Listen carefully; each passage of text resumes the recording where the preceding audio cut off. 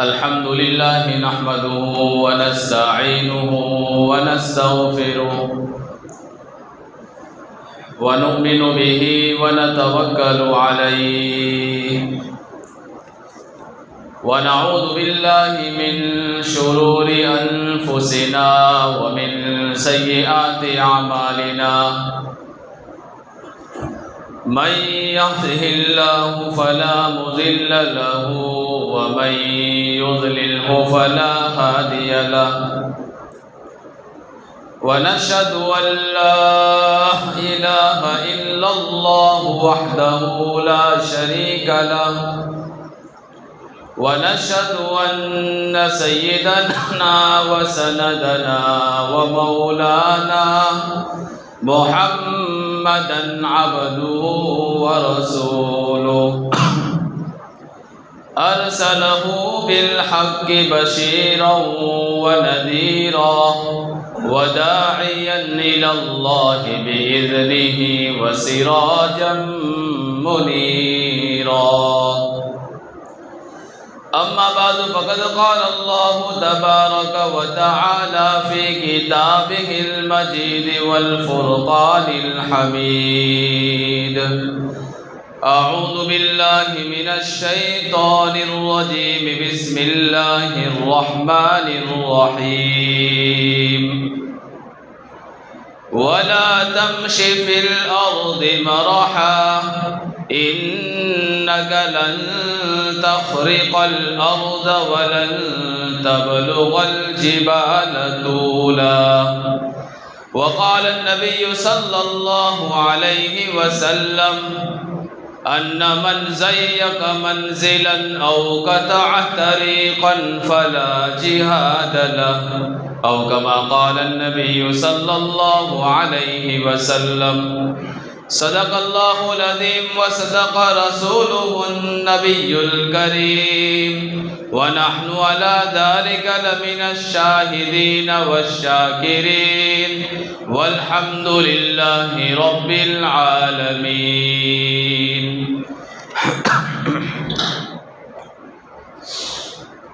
ہر ابتدا سے پہلے ہر انتہا کے بعد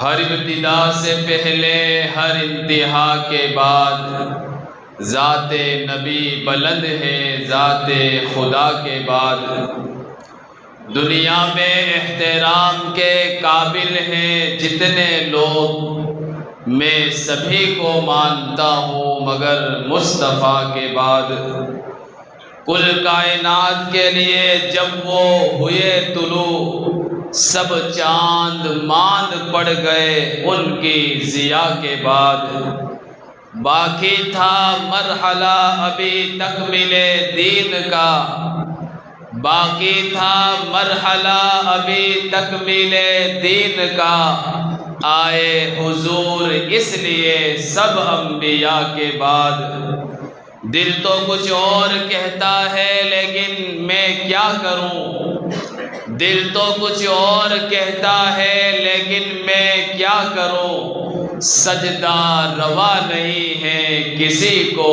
خدا کے بعد روئے زمین پر اسلام ہی ایک ایسا دین ہے جو بجا طور پر مکمل نظام حیات کہلانے کا مستحق ہے اسلام اپنے ماننے والوں کو صرف اخروی امور کی رہنمائی نہیں کرتا بلکہ اخروی اعمال کے ساتھ دنیاوی زندگی گزارنے کے طور طریقے بھی بتلاتا ہے اسلام صرف نماز کا، روزہ رکھنے کا، حج کرنے کا، تلاوت قرآن کرنے کا یا نماز پڑھنے کا حکم نہیں دیتا، بلکہ کھانے پینے کے طریقے سکھاتا ہے، کردار و گفتار کے آداب سکھلاتا ہے، استنجا میں جانے اور نکلنے کے آداب سکھلاتا ہے، آپس کے اندر زندگی گزارنے کا ڈھنگ سکھلاتا ہے، یہاں تک کہ راستے پر کیسے چلا جائے اس کے بھی حقوق اسلام نے بیان کیے ہیں۔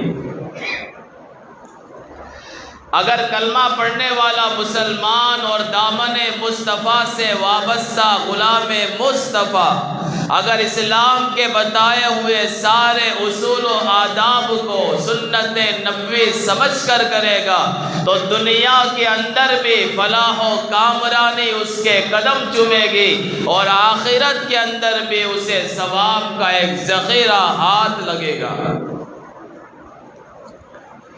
راستہ یہ انسان کے لیے منزل مقصود تک پہنچنے کا ذریعہ ہے، اس لیے قرآن مقدس کی سب سے پہلی سورت اور سب سے زیادہ پڑھی جانے والی سورت سورہ فاتحہ میں اللہ تعالیٰ نے سیدھے راستے کی دعا سکھلائی، اہدنا الصراط المستقیم، ایسا سیدھا راستہ جو ڈائریکٹ اور سیدھا رب تک پہنچاتا ہے اور ملاتا ہے۔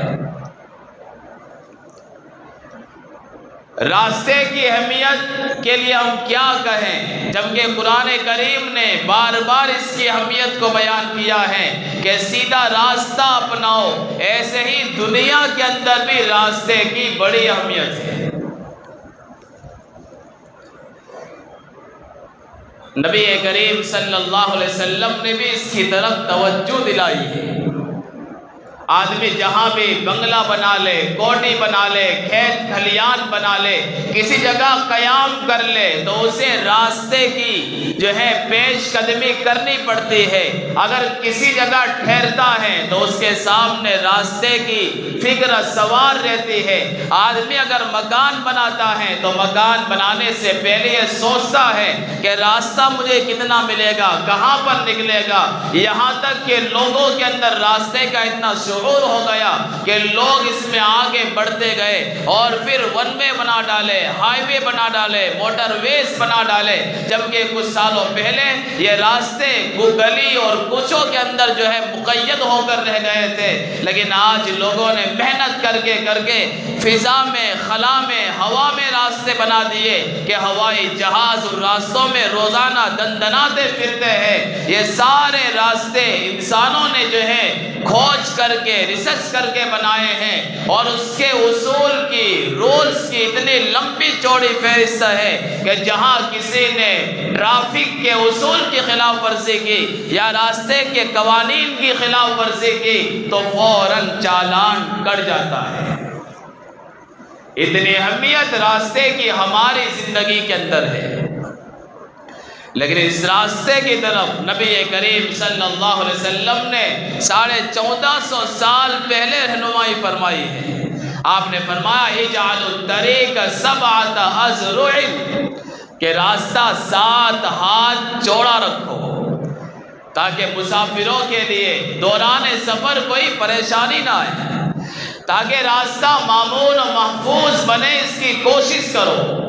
مسافر گزرنے والا اسے راستے میں کوئی روڑا پریشان نہ کرے، کوئی تکلیف دینے والی چیز خلل نہ ڈالے، یہ اللہ کے رسول کا فرمان ہے۔ بلکہ میرے اور آپ کے پیارے آقا نے یہاں تک فرمایا کہ راستے سے تکلیف دہ چیز ہٹانا یہ بھی عبادت میں شامل ہے۔ اماطۃ الاذی عن الطریق صدقۃ، کہ راستے سے تکلیف دینے والی چیز کو ہٹا دینا یہ صدقہ کے اندر شمار ہوتا ہے، عبادت کہلاتا ہے، اور یہ عمل معمولی عمل نہیں ہے، جنت کو واجب کرنے والا عمل ہے۔ حدیث میں آتا ہے نبی کریم صلی اللہ علیہ وسلم نے فرمایا بینما رجل یمشی بطریق، ایک آدمی راستے سے گزر رہا تھا، فوجد غصن شوک علی الطریق، اس نے راستے پر ایک خاردار کانٹے دار ٹہنی دیکھی، جو خالدار ٹہنی مسافروں کو تکلیف پہنچا رہی تھی، وہ بندہ خدا آگے بڑھا اور اس کانٹے دار ٹہنی کو، داخلی کو اٹھا کر اسے راستے کے ایک طرف ڈال دیا۔ اللہ کے رسول فرماتے ہیں فشکر اللہ، اللہ نے اس بندہ خدا سے کہا تھینک یو۔ یہ اللہ نے قدردانی کی اس کے عمل کی۔ فشکر اللہ، کیونکہ بندہ اللہ کا شکریہ ادا کر سکتا ہے، اللہ نہیں کر سکتا۔ اس لیے جو ہے اس کا ترجمہ یا تو ہم قدردانی سے کریں گے کہ اللہ نے اس کے اس عمل کی قدردانی فرمائی۔ اور دوران درس استاد محترم مفتی سعید احمد صاحب پالن پوری شیخ الحدیث دارالعلوم دیوبند نے یہی ترجمہ کیا تھا، فشکر اللہ، اللہ نے فرمایا تھینکس، فغفر اللہ، اور یہ کہہ کر اللہ نے اس کے سارے گناہوں کو معاف کر دیا۔ اندازہ لگاؤ، راستہ چلتے چلتے وہ کانٹے دار ٹہنے اٹھا کر اس بندہ خدا نے سائڈ پر کر ڈالی، یہی ایک نیکی اس کے لیے جنت کے واجب ہونے کا ذریعہ بن گئی۔ آج ہم دیکھیں کہ ہم راستے سے تکلیف ہٹانے کے بجائے، تکلیف دہ چیز ہٹانے کے بجائے ساری گھر کی گندگیاں ہم جو ہے روڈ کے اوپر ڈال دیتے ہیں۔ یہ اسلامی تعلیمات نہیں ہے۔ نبی کریم صلی اللہ علیہ وسلم کی تعلیم مسلمانوں کے لیے ہرگز نہیں ہے۔ اللہ کے رسول صلی اللہ علیہ وسلم نے تو گھر کے آنگن کو صاف رکھنے کا حکم دیا اور یہ فرمایا نظفوا افنیتکم، اپنے گھر کے آنگن کو صاف رکھو۔ نہ رکھنا یہ یہودیوں کا طریقہ تو ہو سکتا ہے، لیکن کلمہ پڑھنے والے مسلمان کا طریقہ ہرگز نہیں ہو سکتا۔ آج ہم اپنے معاشرے میں، سماج میں نگاہ دوڑا کر دیکھیں، معاشرہ اور سماج تو دور، میں اپنے گھر کو دیکھوں، آپ اپنے گھر کو دیکھیں کہ ہمارے گھر کے سامنے والا راستہ کتنا صاف ہوتا ہے۔ آج ہم نے اس کو کتنا گندا کر دیا ہے کہ مسافر سفر کرتا ہے، گزرنے والا گزرتا ہے، اسے تکلیف پہنچانے والی ساری چیزیں ہم راستے پر ڈال دیتے ہیں۔ اگر ہم 15-20 سال پیچھے جائیں اور اس فلش بیک میں جا کر دیکھیں، فلش بیک میں جا کر 20 سال پیچھے، تو ہمارے محلے میں سے گزرنے والا غیر مومن اگر راستے پر اینٹ کا ٹکڑا دیکھ لیتا، روڑا دیکھ لیتا، اس کی زبان سے نکلتا یہاں سے غلام مصطفیٰ نہیں گزرا ہے، اگر گزر جاتا یہ اینٹ کا ٹکڑا یہاں نہیں ہو سکتا تھا۔ یعنی مسلمان کی پہچان یہی تھی کہ وہ گزرے اور راستے میں اینٹ کا ٹکڑا ہو اور وہ اٹھا کر سائڈ پر نہ کر دے، یہ اس کی شان نہیں ہے۔ نبی کریم صلی اللہ علیہ وسلم کی اس حدیث کو ہم دیکھیں، کتنی زیادہ فضیلت بیان کی گئی ہے راستے سے تکلیف دہ چیز ہٹانے کی۔ لہذا ہم اپنے گھر کی گندگیاں راستے پر ڈالنے کے بجائے راستے کو پاک اور صاف رکھنے کا اہتمام کریں۔ حضرت ابو سعید خدری فرماتے ہیں رضی اللہ تعالی عنہ، نبی کریم صلی اللہ علیہ وسلم نے فرمایا کہ راستے پر بیٹھنے سے بچو۔ صحابہ نے عرض کیا کہ اللہ کے رسول، ہمارے لیے بیٹھنا ناگزیر ہے، کیونکہ ہم ضروری بات چیت کرنے کے لیے ہوٹلوں پر جمع ہوتے ہیں گھر کے باہر، کیونکہ مکانات چھوٹے ہیں، سارے 5-10 آدمی ایک مکان میں آ جائے مشکل ہے۔ ہم ضروری بات چیت کرنے کے لیے ہم جو ہے گھر کے باہر جمع ہوتے ہیں۔ اللہ کے رسول نے فرمایا اگر کسی ناگزیر کام کے لیے جمع ہونا پڑے تو پھر راستے کا حق ادا کرو۔ صحابہ نے پوچھا کہ اللہ کے رسول راستے کا حق کیا ہے؟ آپ نے فرمایا نگاہ نیچی رکھو۔ پہلا، نگاہ نیچی رکھو۔ آگے فرمایا کہ گزرنے والا سلام کرے تو اس کا جواب دو۔ اگر کوئی راستہ پوچھے اس کی رہنمائی کرو، فضول بکواس مت کرو، امر بالمعروف اور نہی عن المنکر کرو، تب جا کر تم راستے کا حق ادا کر سکو گے۔ آج ہم اپنے ہوٹلوں کو دیکھیں، چوراہوں کو دیکھیں، کیا ہم یہ سارے حقوق ادا کرتے ہیں؟ اگر نہیں کرتے ہیں تو پھر چھوڑ دے بیٹھنا، اور بیٹھنا چھوڑنا ہی پڑے گا، کیونکہ صحابہ نے کہا ضروری ہے بیٹھنا آپس کے کاروبار کی بات چیت کے لیے، جبکہ ہم جو بیٹھتے ہیں وہ ایسے نیورے اور نکمے ہو کر بیٹھتے ہیں۔ تو ابو سعید خدری رضی اللہ تعالی عنہ کی اس حدیث کے اندر نبی کریم صلی اللہ علیہ وسلم نے راستے کے 4 حقوق بیان کیے۔ سب سے پہلے نگاہ نیچی رکھو۔ ظاہر بات ہے راستے پر سے مزدورات گزرتی ہے، خواتین گزرتی ہے، اب چوراہے بھرے ہوئے ہوں گے تو با حیا، با شرم اور با حیا خاتون کے لیے وہاں سے گزرنا مشکل ہو جاتا ہے،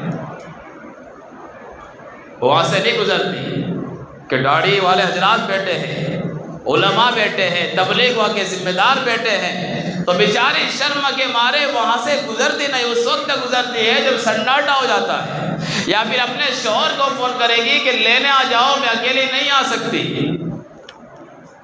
وہ با حیا خاتون ہمارے احترام کے خاطر وہاں سے گزرنے کے لیے تیار نہیں ہے، اور ہم نیورے نکمے اپنے گھروں میں بیٹھنے کے بجائے چوراہوں پر آ کر دوسروں کے لیے گزرنا مشکل کر دیتے ہیں۔ تو پہلا حق یہ کہ نگاہ نیچی رکھو، اور ایسی جگہ پر بھی مت جاؤ جہاں عورتوں کا ہجوم ہوتا ہے۔ کالج چھوٹنے کے موقع پر باہر کھڑے مت رہو،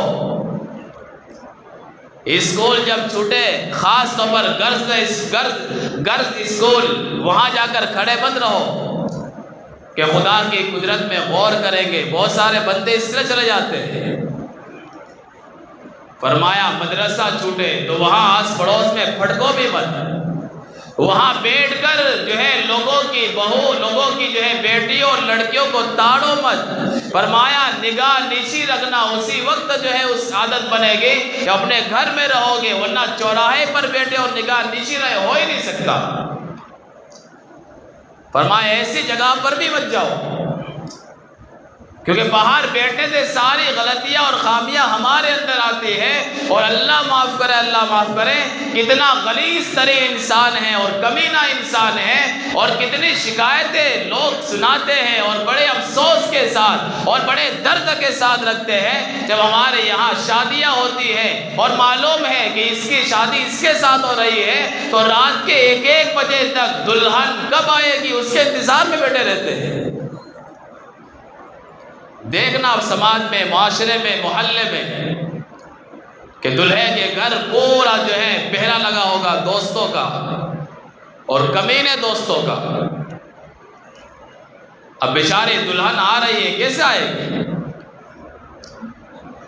اس لیے سمجھنے والی بات ہے کہ راستے کا حق یہ ہے کہ بنا ضرورت کے وہاں بیٹھنا ہی نہیں ہوٹلوں پر، اور ہوٹلہ باپ کا نہیں ہے، کسی اور کا ہوٹلہ ہے۔ بنا اس کو پوچھے مالک کے مکان کی اجازت لیے بغیر ہوٹلوں پر مجلس سے جمانا، گپے بازی کرنا، شور شرابہ کرنا، یہ ایک مسلمان کی شان ہرگز نہیں ہو سکتی۔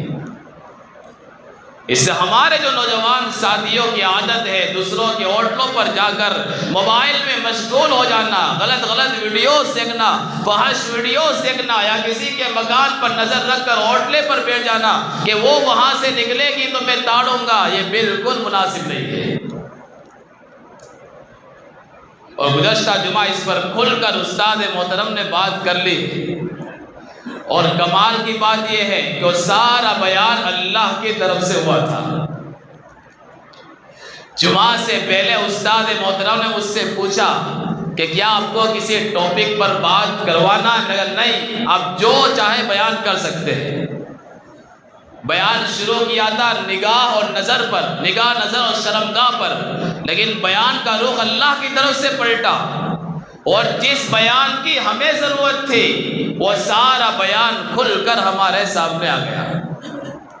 میں نے دوسرے دن پھر پوچھا کیا ہمارے یہاں کے حالات آپ کو کسی نے بتائے تھے؟ کہا کہ ہرگز نہیں۔ بہرحال یہ اللہ والے کی ایک جو ہے فراست ہوتی ہے مومن کی، فراست مومن۔ تو بہرحال یہ ہمیں سمجھنے والی بات ہے کہ چوراہوں پر بیٹھنا، ہوٹلوں پر گپے بازی کرنا یہ ہماری شان نہیں ہے۔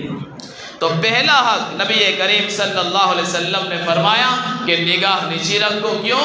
العینان تزنیان وزناہما النظر، کہ آنکھیں بھی زنا کرتی ہے اور اس کا زنا غلط دیکھنا ہے۔ دوسرا حق اللہ کے رسول نے فرمایا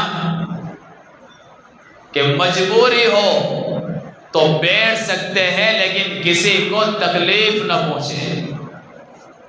مجبوری ہے تو بیٹھ سکتے لیکن ہوٹلہ اپنا ہو، کسی اور کے ہوٹلے پر تو بنا اجازت کے، یا اگر وہ کچھ کہتا بھی نہیں لیکن منہ چڑھاتا ہے یا قرائن سے معلوم ہو جائے تو پھر تو بیٹھنا صحیح نہیں ہے۔ فرمایا مجبوری ہو تو بیٹھ سکتا ہے لیکن کسی کو تکلیف نہ پہنچے۔ اس لیے بزرگان دین اپنے مریدوں سے کہتے تھے ایسے بنو کہ تم سے ہمیں تکلیف نہ پہنچے اور ہم سے تمہیں تکلیف نہ پہنچے۔ اور تیسرا حق جو نبی کریم صلی اللہ علیہ وسلم نے فرمایا وہ یہ ہے کہ سلام کرے تو سلام کا جواب دینا چاہیے۔ اور دوسرے حق میں علماء نے یہ بھی لکھا ہے کہ ایک آدمی نوافل کا پابند ہے تو قیامت میں اس کا سوال نہیں ہوگا، چھوڑ جائے گا نہیں پڑھی نوافل نماز، لیکن کسی کا دل دکھایا ہوگا، کسی مسلمان کو تکلیف پہنچائی ہوگی راستے پر بیٹھ کر، تو پھر اس غلط حرکت کے اوپر اس کی پکڑ ہو جائے گی۔ المسلم من سلم المسلمون من لسانہ ویدہ، کامل مسلمان وہ ہے کہ اس کی آنکھ سے، اس کی زبان سے، اس کے ہاتھ سے، اس کے بدن کے ایک ایک حصے سے دوسرے سارے مسلمان محفوظ رہے۔ لیکن چونکہ اس میں دو اعضاء ایسے ہیں کہ بنا کچھ کیے ہوئے ہم تکلیف پہنچا سکتے ہیں کہ نظر سے ہم نے کچھ اشارہ کر لیا تب بھی تکلیف پہنچتی ہے، نظر سے نظر نے ملاقات کر لی، رہے دونوں خاموش مگر بات کر لی۔ ایک آدمی گزرنے والا گزر رہا ہے اور اس کو کچھ اشارہ کیا آنکھ کے بھوں سے تو پھر تکلیف پہنچ سکتی ہے، ہاتھ سے تکلیف پہنچ سکتی ہے، زبان سے پہنچ سکتی ہے۔ اللہ کے رسول نے فرمایا بدن کے کسی عضو سے کسی مسلمان کو تکلیف نہیں پہنچنا چاہیے۔ تو تیسرا حق یہ ہے کہ سلام کا جواب دے، اور چوتھا حق یہ ہے کہ جب بیٹھنا ہی ہے تو بھلائیوں کا حکم کرے، برائیوں سے روکے۔ بھائی نماز کا حکم کرے، کسی غریب کی مدد کر ڈالے، کوئی بوجھ اٹھا نہیں پا رہا ہے اس کا بوجھ ہلکا کر دیا، کسی مسافر نے راستہ پوچھا اسے صحیح راستہ دکھا دیا، فرمائے راستے کے حقوق کے اندر شامل ہے۔ تو راستے پر بیٹھنا ہے تو 4 حقوق ادا کریں، ضروری ہو بیٹھنا تب نگاہ کو نیچی رکھے، کسی کو تکلیف نہ پہنچائے، سلام کرنے والے کا جواب دے، اور آخر میں یہ ہے کہ بھلائی کا حکم کرے اور برائی سے ایک دوسرے کو روکے۔ اور ایک خاص راستے کے اندر جو بات یہ ہے کہ سواریاں لے کر نکلے تو سواریاں راستے کے بیچ کھڑی نہ کر دے، فور آ گیا تو باتیں کرنے لگ گئے، کسی نے آواز لگائی تو راستے کے اندر ہی بریک جو ہے لگا دیا، اب پیچھے جو ہے پوری ٹریفک ہو گئی، کیونکہ ایک گاڑی رکتی ہے۔ اب دیکھو گاڑیاں جا رہی تو بالکل سناٹا ہو گیا، جہاں ایک گاڑی رکی 10-15 گاڑی اس کے پیچھے رک جاتی ہے، کیونکہ دنیا چل چلا ہوئے رکتی نہیں ہے، کہ جہاں ایک آدمی رکتا ہے تو پوری ٹریفک جام ہو جاتی ہے۔ لہذا اپنی گلیوں کے اندر اپنے مکان کے سامنے جب گاڑیاں کھڑی کریں تب بھی ضروری ہے کہ بالکل اندر دبا کر کھڑی رکھے تاکہ بڑی گاڑیوں کو گزرنے میں آسانی ہو۔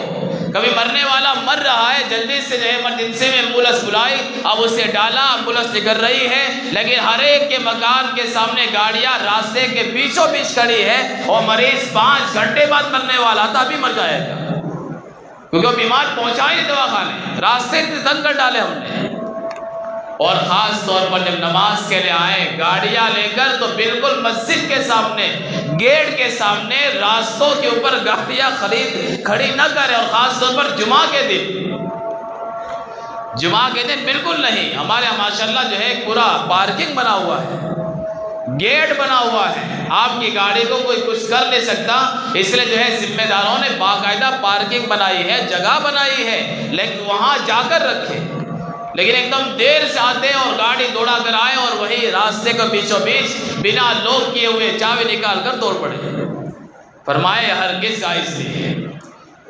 حضرت انس بن معاذ رضی اللہ عنہ فرماتے ہیں، معاذ بن انس فرماتے ہیں میں نبی کریم صلی اللہ علیہ وسلم کے ساتھ ایک غزوے میں شریک تھا، صحابہ نے خیمے ڈالے، مکانات بنائے، مکانات مطلب خیمے ڈالے، تمبو لگائے، تو اس خیمے لگانے سے راستے تنگ پڑ گئے، گزرنا مشکل ہو گیا، تو باقاعدہ اللہ کے رسول نے ایک اعلان کرنے والے کو بھیجا، ان من زیک منزلا او قطع طریقا فلا جہاد لہ، جس سے راستہ تنگ کر دیا، خیمہ لگا کر گزرگاہ بند کر دی، سنو اس کا جہاد قبول نہیں۔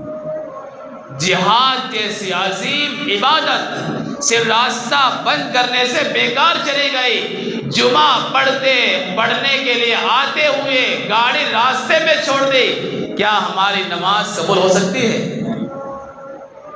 اندازہ لگائیں۔ ایک تو ہم ہفتے میں آتے ہیں 8 کی کھاٹ کی اور 360 کی، اور وہ 8 والی بھی ہم بیکار کر دیتے ہیں۔ بھائی پیدل آنا سنت ہے، سواری پر آنا سنت نہیں ہے۔ ہاں بیچارہ بوڑھا ہے، چل نہیں سکتا، ٹھیک ہے، لیکن جمعہ کے دن تو پیدل آنا چاہیے، یہ سنتوں میں سے۔ لہذا اس بات کا خیال رکھیں کہ اسلام نے راستے کے بہت سارے حقوق بیان کیے ہیں، یہ تو ایک جھلک ابھی ہمارے سامنے آئی ہے۔ جمعہ کا دن ہو تو بھی یا عام دن ہو، اپنی گاڑیوں کو پارکنگ کے اندر ہی کھڑے رکھیں، اور خاص طور پر جمعہ کے دن جو ہے بالکل پارکنگ کے اندر پارک کر کے آئیں، تاکہ یہاں سے نکلنے والے کو اور آنے والے کسی مسلمان کو تکلیف نہ ہو۔ جب نماز کے اندر ایک صف بنا کر نظام کے ساتھ کھڑے رہتے منظم طریقے سے، تو ہماری گاڑیاں بھی ایسے ہی کھڑی رہنی چاہیے۔ اللہ سے دعا ہے کہ راستے کے جتنے حقوق ہیں اور اسلامی جتنی تعلیمات ہیں، اللہ تعالی ہم تمام کو ان اسلامی تعلیمات پر عمل کرنے کی توفیق نصیب فرمائے۔ آمین۔ وآخر دعوانا ان الحمد للہ رب العالمین۔